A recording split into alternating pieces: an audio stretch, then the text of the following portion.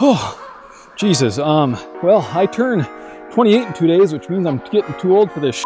But in 3 days, it'll be my 2-year anniversary of uploading my first video as part of this weekly upload series. It was titled My Name is Joel and I Have a Cocaine Problem. 2 weeks later, yes, this was originally to be a bi-weekly series, I uploaded the second video, the first real content. I'm going to talk about why it was bad and what I do better now while trying to avoid mentioning all of the things everyone else who's done a video like this has already mentioned. I'm also going to discuss how much money I've made, or rather spent, and what things you should buy when beginning your creator journey. All right, before we get into my experiences and advice, I believe it'd be helpful to include some background information so you can determine if you're coming from the same place as I was 2 years ago. Get it? The trailer, background information, it goes behind the... Anyways, I do not have a creative background, at least not professionally, though I do have a technical background as I'm a lifelong tech nerd and real-life software engineer, as compared to a fake-life software engineer, right? I create my videos entirely with free software, with one half exception. I'm not into cameras or equipment. I enjoy the editing process and sharing my experiences with others on the internet. I want my camera to be a point and shoot. If you're a proper filmmaker, some of this might not apply to you, though there is not a focus on hardware in this video because other people have done that a lot. I'm a self-taught editor, and you could be too. Maybe you should be. I started back in high school when looking for something better than Windows Movie Maker, and I found Vegas Pro. It might have been a bootleg version, but that's not part of the point here. When I started this series 2 years ago, I decided on DaVinci Resolve for a few reasons. It's free for the basic version, which includes most functionality, and a one-time purchase of $300 for the studio version. No stupid subscription fee, Adobe, excuse me, and no repurchasing the latest version. All updates are included, so unlike Vegas Pro. It also works on Windows, Mac, and most importantly to me, Linux. However, I will say that Linux support, it could be better. Let's get into my experiences.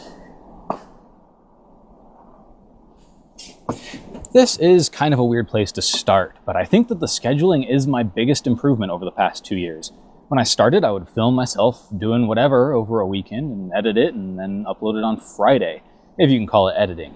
This often resulted in me scrambling to figure out what I could be doing in the shop or being forced to go on a hastily planned last-minute camping trip just so I'd have something to upload. It isn't like I didn't enjoy camping or working on my cars, and I still do, of course, but planning in advance can help tell a better story as you're more prepared, whether it be having a specific plan to, in my case, visit a fire lookout or have more parts on hand at once to put on a vehicle, or create a little mini-series where you fix a vehicle, then camp with it the following week. I get the same amount of stuff done and the same amount of enjoyment out of creating videos, if not more, but also get a better video in the end, something that's not only more enjoyable to watch, but more enjoyable for me to edit. To add to this, I've realized that I always need to have multiple frying pans on the fire at once.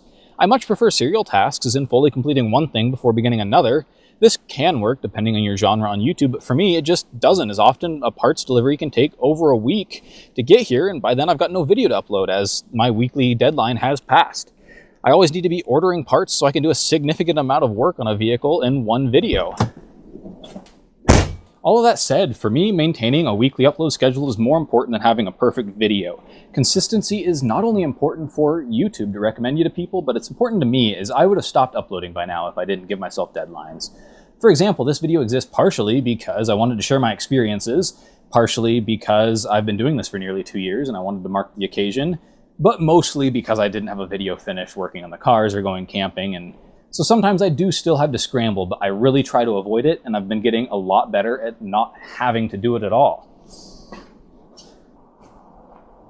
I briefly alluded to this earlier when I mentioned that I would film myself doing whatever.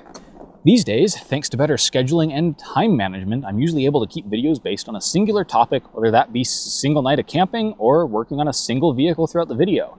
In the early days of this channel, I would do a grab bag of things, and not only is it more difficult to make something like that interesting and near impossible to tell a story with it, it narrows your audience and marketability. Sure, someone might be interested in something you spend half the video on, like working on the Volvo, but the other half they'll skip, such as doing something with Home Assistant, which, yes, I really used to combine those two things into one video.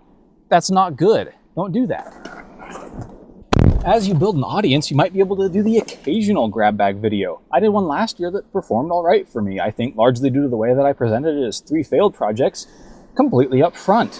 Regardless, the rule of thumb should be definitely to focus on one thing per video. Maybe that seems obvious, but for some reason, it really wasn't to me when I started 2 years ago.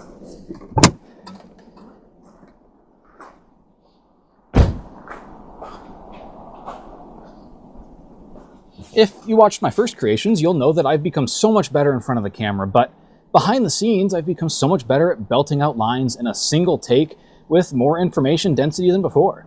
Delivering an informative line to camera, especially if the video is unscripted, as most of mine are, is a skill that needs to be built. Of course, I'm still working on this. I especially believe my dynamics could be wider.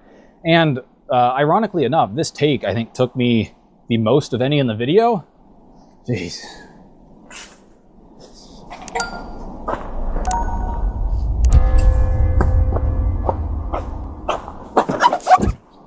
This is a philosophy I continue to take with my creations. Do what you see successful creators doing, even if it doesn't make as much sense at your scale.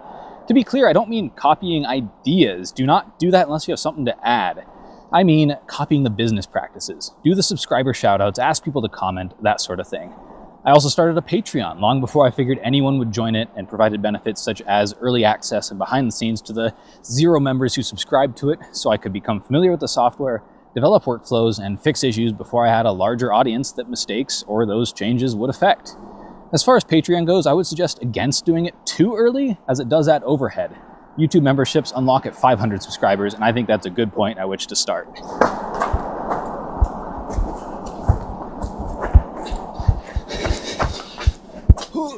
Small creators, such as myself, enjoy creating, but the thing that isn't always said out loud is that it'd sure be nice to make a living doing it. This looks different for everyone, but I believe in providing as many avenues as possible for people to throw money your way, especially when you're just starting out. Obviously, one should buy most everything else before supporting any creator, myself included, but there are many individuals out there with enough disposable income to support independent creators directly. I support quite a few myself. To reiterate, do not support me or any other creator before supporting yourself. Now, that out of the way, how much have I made? I have made roughly $265 from YouTube AdSense since I qualified in late September, and $13 from LibrePay for a total of roughly $275. That sounds impressive, but keep in mind that I've made less than $20 from my long-form comment on YouTube, and the rest has been due to Menko the Cat's shorts. $150 coming from her single viral short with 4.4 million views. As for LibrePay, that income has come directly from Peertube, which I'll get into shortly, but first, what is LibrePay and why should you be on it as a creator? LibrePay is a free open source way for money to change hands between supporters and creators, with intent to minimize fees and maximize the percent of contributions that go to the creators. It's really smartly put together, and now my favorite way to contribute to projects. To close out this section, let's talk about what I've spent on this hobby, and I do say hobby very carefully, as this is not a side hustle. I am very deep into the red, and I didn't realize exactly how much until I was putting this video together. My editing software, DaVinci Resolve Studio, was $300. My mics were a gift, these guys right here. They cost $100. I have an old GoPro that was a gift, but it likely cost $100 used.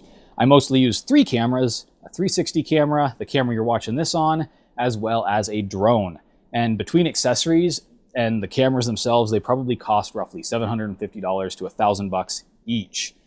I already had a beefy PC for gaming that I used to edit, though I did upgrade the RAM specifically for editing, which cost around $100. I spent at least $400 on 40 plus terabytes of hard drives to store footage. Yes, I am aware that's a very good price. I'm happy to have gotten that deal, as well as another $300 on SSDs to edit off of. Figure about $500 for other accessories, such as the tripod this camera is sitting on, a green screen for the route planning live streams, the suction cups to mount the cameras to the car, all that stuff. By my math, that comes out to roughly $4,000 on the low end, which it feels crazy, but I guess it just adds up over time. Again, I didn't calculate this until this video, and I kind of wish I hadn't. And again, I can't reiterate how much this is a hobby for a long time before it ever has a chance of becoming a side hustle. Yeah, I'm still in the red, like I mentioned. Unless you're skilled, lucky, or both, at least, then you might be in the black sooner than later. Peertube is a worthy investment of your time. If you're unfamiliar with Peertube, someone else could and has explained it better, so I've linked to a video below, but here's a quick overview.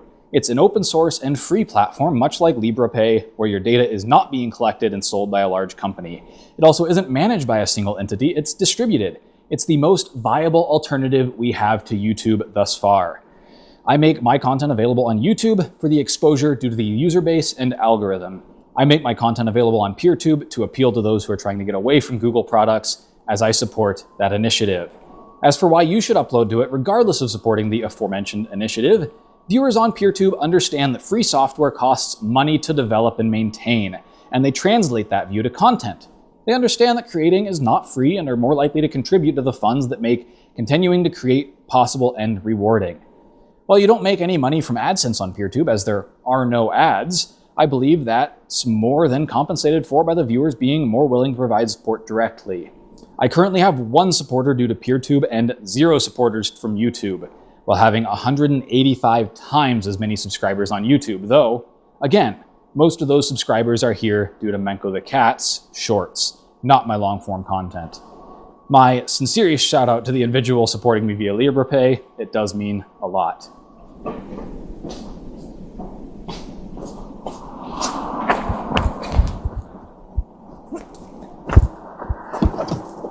This should be obvious, but expect trading consume all of your spare time, kind of like this Volvo that I'm sitting on right now.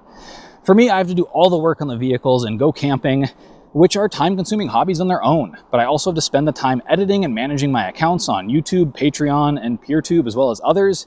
Due to improved time management and more practice editing, I've gained back a lot of my free time, but especially when I was starting out, I sometimes had to prioritize editing over social events. Obviously, this is partially due to my strict weekly release schedule, but it's still something to be considered.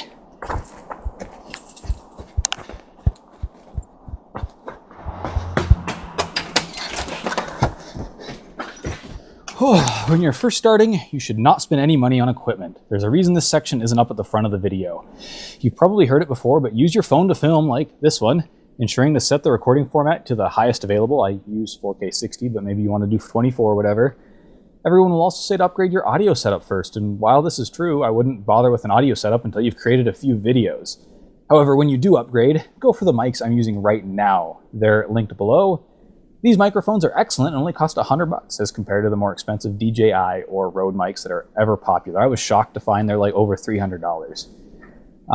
I did my research when purchasing them, and they're likely a bit more clunky to use than the much more expensive alternatives. I wouldn't know as I've never used those pricey mics, but the audio you get out of them, as you can hear, is damn decent. I'm not going to spend too long on the cameras that I use, as your videos will likely demand different equipment, but here's a list and they're linked below. I will say that while I enjoy using the 360 camera, and it's incredibly useful on certain occasions, it has been far my least needed for creating videos, and I don't really like editing with it, to be honest. It is what I'd call a super nice to have camera, but again, not mandatory. This one should be at your lowest priority if you're considering a 360 camera. If you want to create content similar to what I do, get yourself a main camera. I chose an action camera because I drop my shit a lot, and a budget drone, and that's it. Finally, I'll add to this section that telling a story is so important, so much more so than making your video look or sound perfect. I've seen channels that have gorgeous footage, but I've grown bored as the story is rather aimless or non-existent. There is a market for this. These channels I'm talking about have many subscribers, but I believe there's more of a market for well-told stories that people haven't heard before, such as trying to get your Volvo that's been lifted on 3D printed parts up to the top of a fire lookout, or fixing up your various cars on the cheap. I'm not saying I'm perfect about telling a story, but I do know that I've gotten much better at it, and I know that it's important. Impressive videography is also important, but a step below the story. This is why you should use your phone at first and learn how to tell a story before investing in fancy equipment.